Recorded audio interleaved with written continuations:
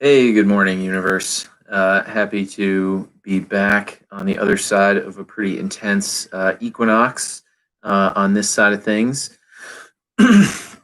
um, so today's video is going to be focused a little bit on some challenging concepts because the focus of self development, personal development, skill development, all of that is on the acquisition and the development of skillfulness. As anybody who will tell you from a place of mastery or study, skill acquisition comes about as a result of direct and immediate feedback loops, which inform you about maybe what you've done suboptimally. And so the tendency is to only focus on the aspects which are suboptimal. Anders Ericsson, I believe, is the kind of the researcher's name who is viewed in a lot of the literature as one of the skill acquisition experts that we reference a lot. The reason that we reference his work in particular is because he studies really successful practitioners. So he studies kind of really high level athletes, really high level practitioners in their fields.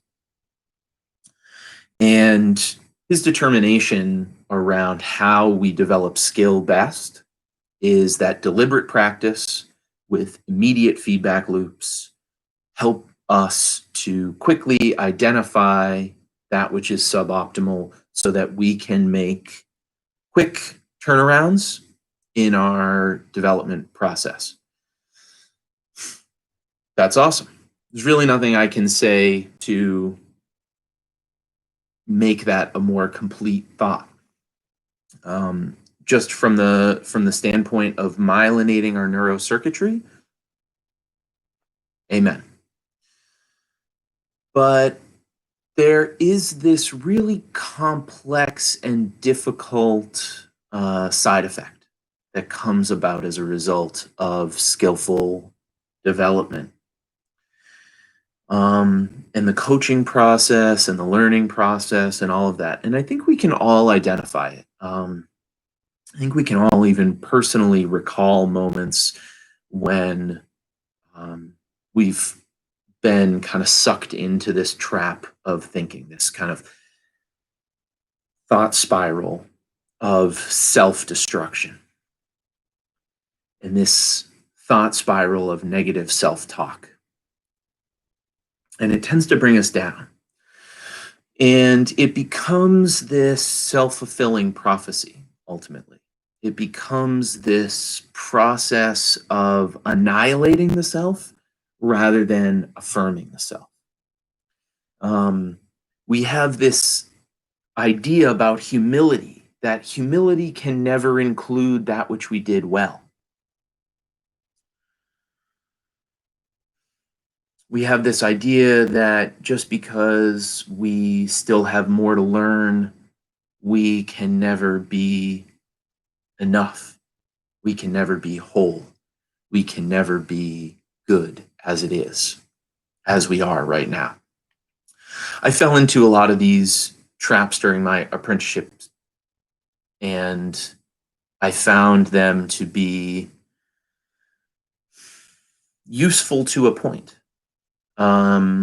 I think especially for young men, and maybe I'm overgeneralizing here, I found the tendency toward insecure boastfulness to be a behavior pattern that I saw happening a lot around me. or just boastfulness, right? I mean, whether it comes from insecurity or not, not really mine to say, I suppose. But this boastful nature really kind of stood out to me. And again, because I had this kind of dissonant uh, learning pattern coming into this work from Buddhism and Taoism, and this very kind of pious Confucian background through martial arts. And when you get punched, there's a tendency to not be able to rationalize, right? Like, oh, well, I got punched, so I guess I did something wrong, right? There's an inherently humbling process to getting punched a lot and kicked a lot in youth. Um, and I found that my teachers came from that model too. So there was this undercurrent of thought in their process that was like, if you're not as good at this skill as me, then you're not as good as me. You're not as worthy as me, right? I brought in this kind of worthiness aspect yesterday.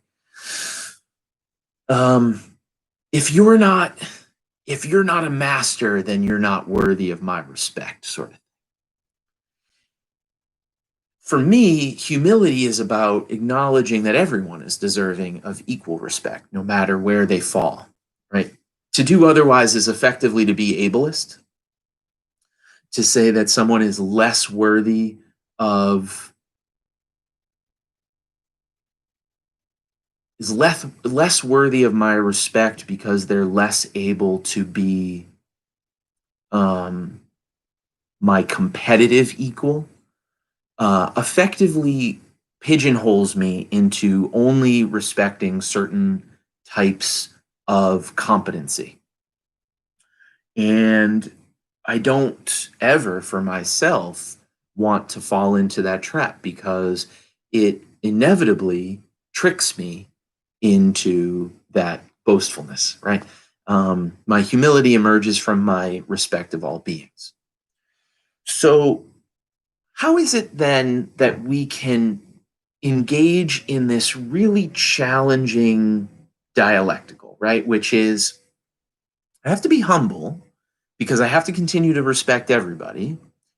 And if I respect everybody, everybody can be my teacher. I can learn from everybody, and every situation has something to teach me. So inherently, there's this breaking down of the self that's constantly happening. But if I get too into that thinking, if I allow myself to fall too deeply into that trap, then I become the problem and I start to destroy myself. I start to talk shit about myself. I start to think less of myself. I start to believe that I'm not good enough already. I start to act toward myself and treat myself like less worthy of my own respect.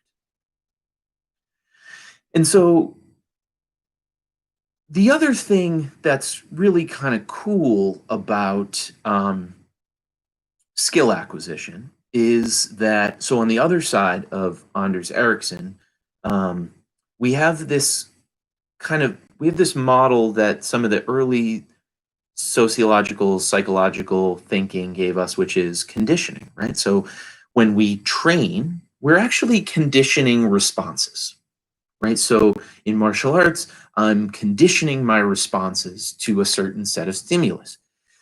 In training to be a nurse or a doctor or a, bartender or a carpenter or a woodcutter, whatever it is, I'm training myself to effectively respond to stimulus. Deliberate practice coming from immediate feedback loops is one side of it. The other side of it is this truth of operant conditioning, right? Which is negative feedback loops will work, right? Which is to say, negative conditioning. If I hit you with a stick enough times, you might stop doing what I'm doing.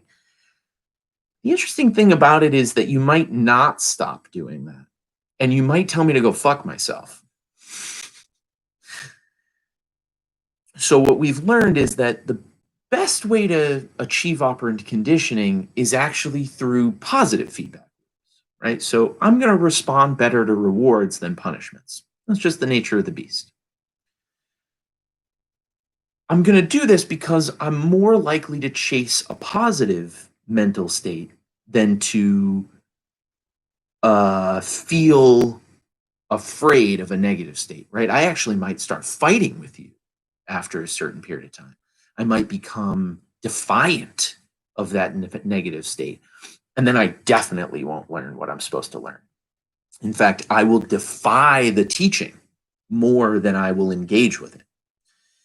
And so if we're looking to develop the self, right? So not here's my football team and I have to make sure that they can all play football well, but here's my body, my heart, my mind, and I want to make sure that I am operating more and more optimally as I go through my life, right? That every step I take, I'm moving further and further down the journey.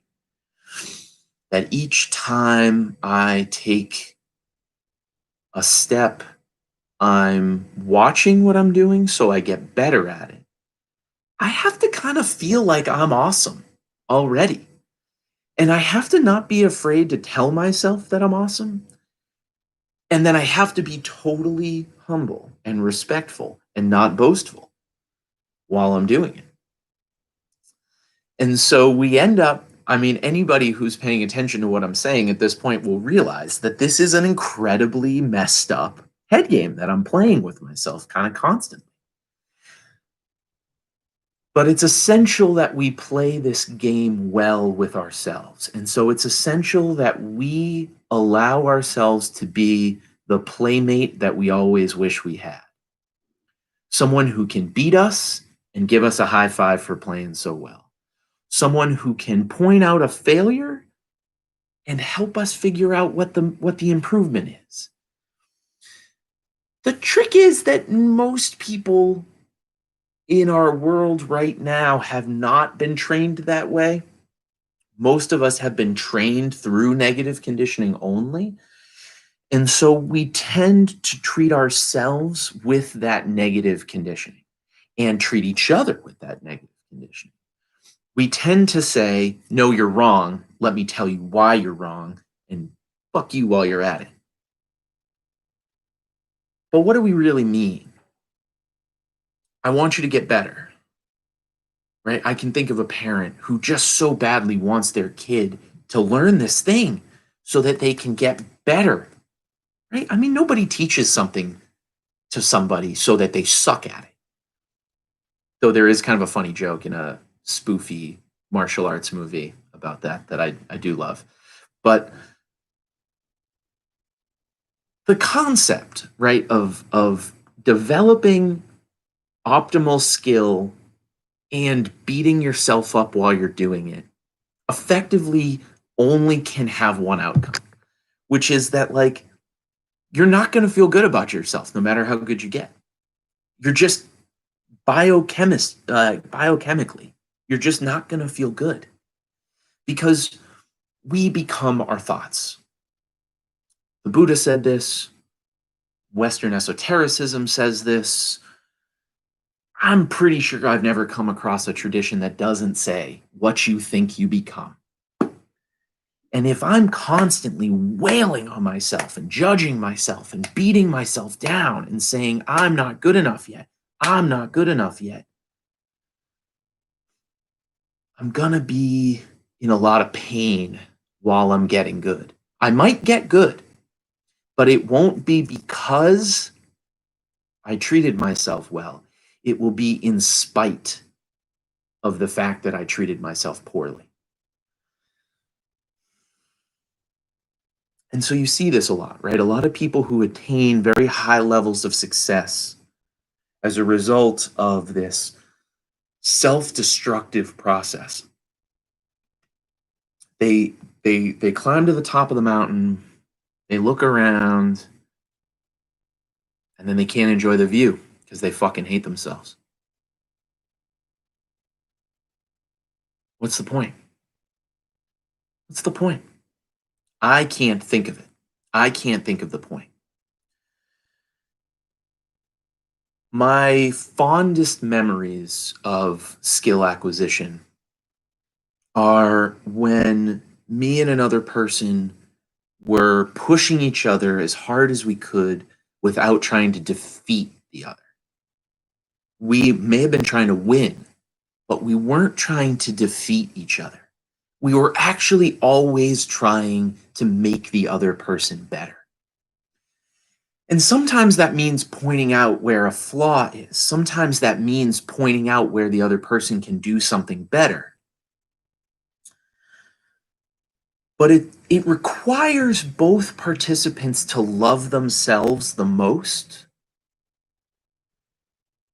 and then to love that other person a close second, right? Which is to say, oh, thanks for helping me see that. So now I'm gonna do this and I'm gonna do that, and I'm gonna, okay, yeah. Awesome, let's go. And we make the correction and we move on to pressure testing that correction over and over and over again. And I'm going to try to stop myself from sneezing. There it is. Okay. And how we move through that process, and how we move through space in that process is life, nearest I can tell. And I talk a lot about these limited frames, right? Skill acquisition um, is a limited framework, but it can be applied to the total framework. It doesn't matter what skill you're trying to be good at. We're all trying to live optimally, right? We're all trying to live better. We're all trying to achieve optimal outcomes in our own lives. And so, how is it that we can affirm ourselves while always improving ourselves? And how is it we can improve ourselves without defeating ourselves? This to me comes down to self-talk. This is all about mindset. This is all about the way we think about ourselves and the way we talk about ourselves. And I want to bring in, kind of my a little bit of like a hippie framework here, because I'm going to progressively ease us into more and more hippie stuff. Um, I'm saying hippie kind of somewhat euphemistically, but esoteric stuff. Um, the idea of magic, right? The idea of manifesting, which is kind of the more common word for magic in the West right now. Manifesting something is believing in it, essentially. Do I believe in myself enough to manifest what I want? Do I believe in the value of what I want? Or am I going to just talk myself out of it? A lot of times we get what we think we want only to realize that maybe that wasn't actually what we wanted. And then we hate ourselves for getting the wrong thing or, not enjoying it or oh God, I was so stupid or oh God, I could never get it or all of this self-talk that is ultimately about annihilating the self, not affirming the self. We're not meant to destroy our ego. We're not meant to destroy our body. We're not meant to destroy our mind or our heart. We're meant to develop them, which means we have to affirm them. The whetstone doesn't destroy the knife. It removes that which is non-essential so that it can perform its task better. The knife only seeks to cut through a material. It dulls over time. And then we have to remove the excess so that we can sharpen and hone the skillfulness. We can sharpen and hone its ability to act optimally. Some of my teachers, in some of this esoteric stuff, liked to say to me, and I found it to be useful, that the universe doesn't recognize negatives. So if I say I don't want to be this, what the universe hears is this. I want this. Right? It doesn't hear the I don't want this. It just hears I want this. I liked that framework because it kind of says if you want what you want, then you have to love it.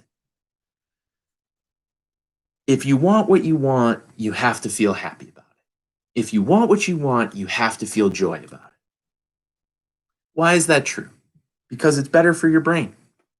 If I'm so focused on failure, if I'm so focused on self hatred, I'm releasing a different chemical in my brain than the chemical I release if I say, I'm so happy to be able to do this.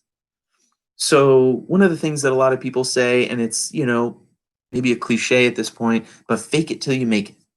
So, I talk to people about like, you got to lie to yourself until you believe it. And once you believe it, you'll already be it. So, it won't be a lie anymore. Um, and when the truth is something that you know will be true, it's not really a lie. It's a vision. It's a dream. It's an aspiration. It's an inspiration. And it's our ability to be able to speak to the part of ourselves which needs to be coached along step by step by step, lovingly over time, to be able to hold ourselves honestly, humbly, clearly, with discernment about like, hey, did we think about this? Did we think about this? Did we think about this? Did we think about this? Oh, we forgot that. That's okay. Just remember to think about it. And then we keep moving. And then we keep moving because we say, good job, you're ready, let's go. Boom. And then we learn and we break it down further and we break ourselves down further while we're building ourselves up. And again, we find ourselves at this dialectical, right? I got to break myself down to build myself up. What? How does this make any sense? It only makes sense in the moment.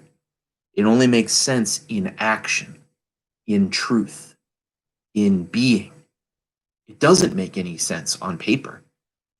If you write those two statements down on a piece of paper and put them right next to each other, you're like, are you an insane person? What's going on here? And this is the truth of life. Life is the great equalizer.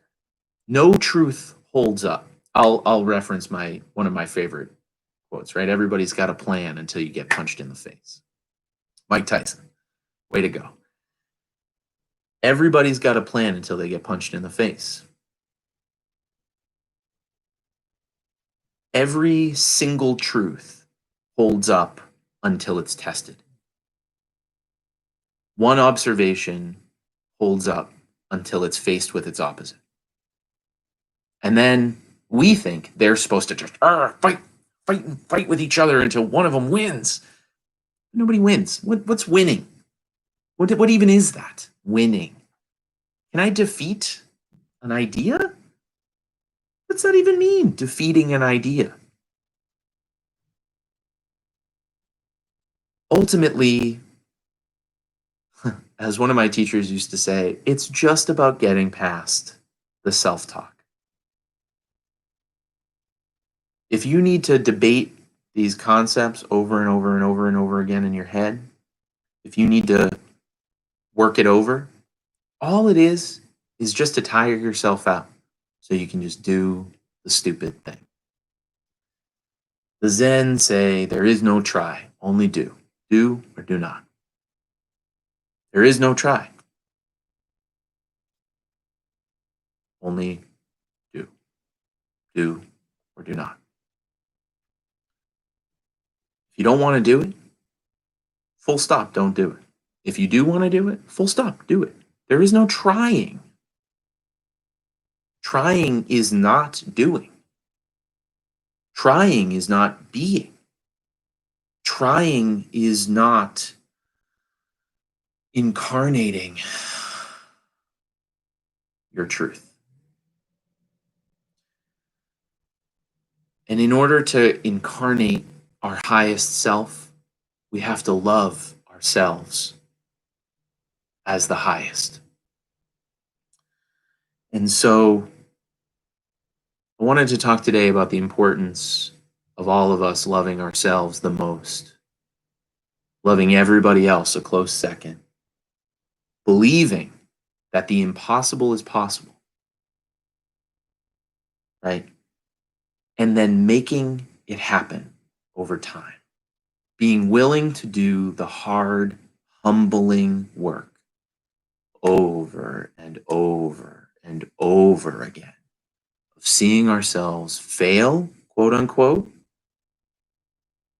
toward success. Fail better. 7 times down, 8 times up. Edison didn't learn to make a light bulb. He learned 10,000 ways not to make a light bulb. It's all pithy ways of saying the same truth. Love yourself the most. Believe in the impossible. And then make it fucking happen. Over long periods of time. And the only way you arrive at that goal is by loving yourself and telling yourself, only yourself, and believing your own words when you say, I'm awesome. And the more I believe it, the more it'll be true. The more it's true, the more I'll make it true.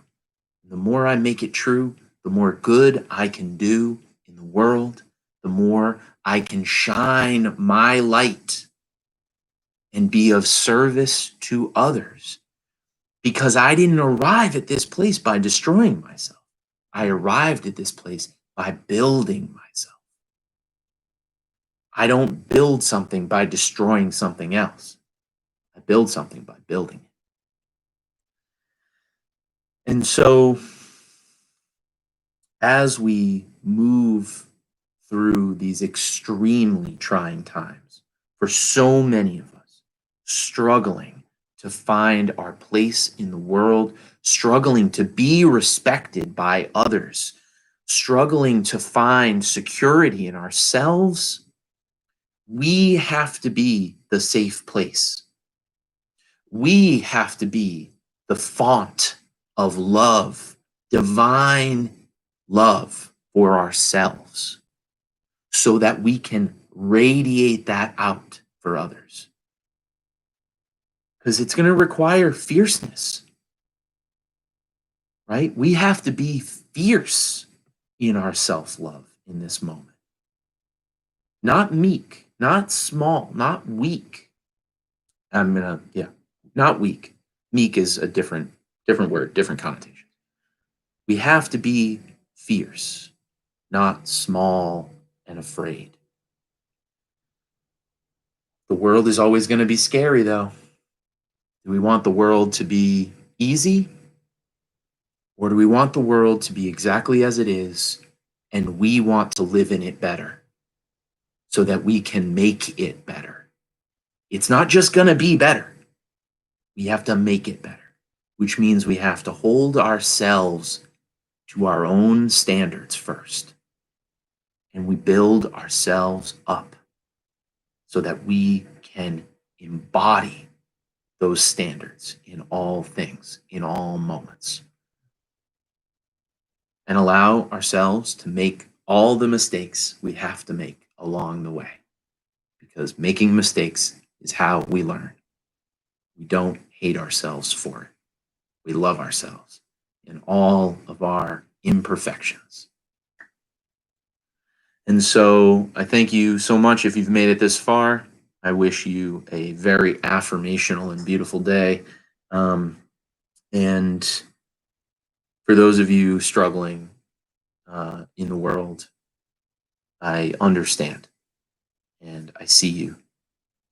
My positivity, my affirmational mind is not in any way, shape, or form saying, toxic positivity is the way. Lie to yourself about it all being okay. It's not okay, but it can be. You are the important thing. Protect yourself above all else and know that you are the most precious thing in your own life. Build yourself up. Don't tear yourself down. And a new world is possible. It's always just over the next hill. All we have to do is keep walking together. Have a good day. Be well.